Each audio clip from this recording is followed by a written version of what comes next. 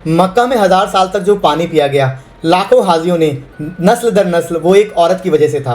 और आज उसका नाम कितने ही लोग जानते हैं। 8वीं सदी, अब्बासीद कैलिफेट अपने सबसे ताकतवर दौर में थी। बगदाद उस समय दुनिया का सबसे बड़ा शहर था। तख्त पर थे हारून अल रशीद।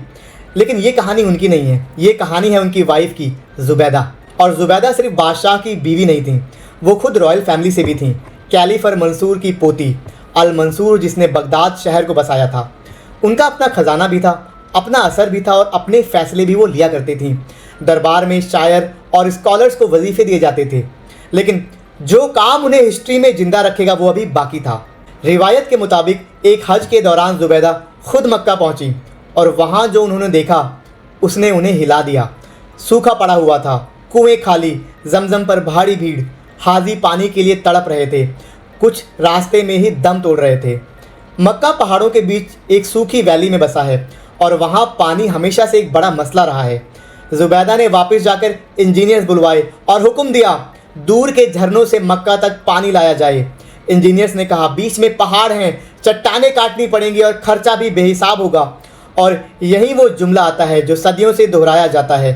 ज़ुबैदा ने कहा काम शुरू करो, चाहे कुदाल की हर चोट 1 दिनार में पड़े। फिर जो बना उसे कहते हैं आइन ज़ुबैदा। वादी नुमान और हुनैन के झरनों से पानी, पहाड़ों को काटकर ज़मीन के नीचे कैनल्स बनाकर, पानी ज़मीन के अंदर इसलिए ताकि डेजर्ट्स की गर्मी उसे सुखा न दे।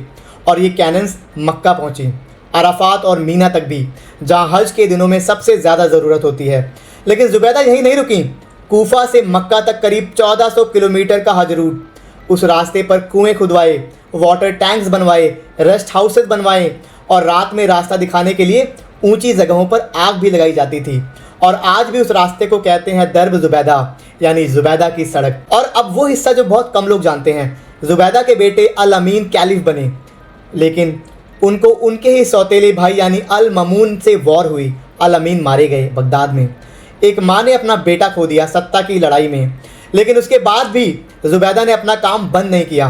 831 में उनका इंतकाल हुआ। जिस अंपायर के लिए उनका बेटा मारा गया वो अंपायर सदियों पहले ख़त्म हो चुकी है। लेकिन आइन ज़ुबैदा का पानी वो 1000 साल से भी ज़्यादा बहता रहा। 1974 तक, यानी जब तक इंसान चांद पर पहुंच चुका था, तब भी मक्का में ज़ुबैदा का बनवाया हुआ पानी बह रहा था।